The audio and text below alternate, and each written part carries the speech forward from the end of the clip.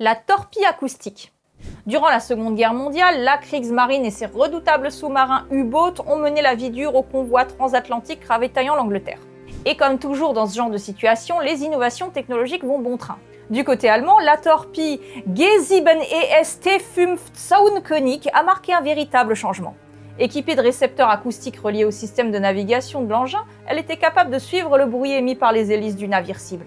Petit problème, elle avait parfois la fâcheuse manie de capter le bruit du sous-marin qui l'avait lancé et de se retourner contre lui. Ça, c'est un peu gênant, effectivement. 2 sous-marins en auraient fait les frais, le genre d'action contre son camp dont la Kriegsmarine se serait bien passée. Pour contrer ce gros désagrément, une procédure sera mise en place, celle de plonger immédiatement de 60 mètres après le lancement de la torpille et de réduire à son minimum le bruit du sous-marin. Ça permettait de ne pas attirer l'attention de la torpille lancée, certes, mais ça avait le désavantage de rendre la confirmation du succès du tir impossible, et ça a mené à une grosse surestimation de l'efficacité de la torpille, qui au final ne l'était pas tant que ça. Parce que oui, il faut pas croire qu'en face, ils aient rien mis en place pour contrer ce nouveau projectile. Le contre-espionnage allié avait eu vent du développement de l'engin et un système de contre-mesure appelé Foxer sera mis en place avant même la mise en service de la torpille.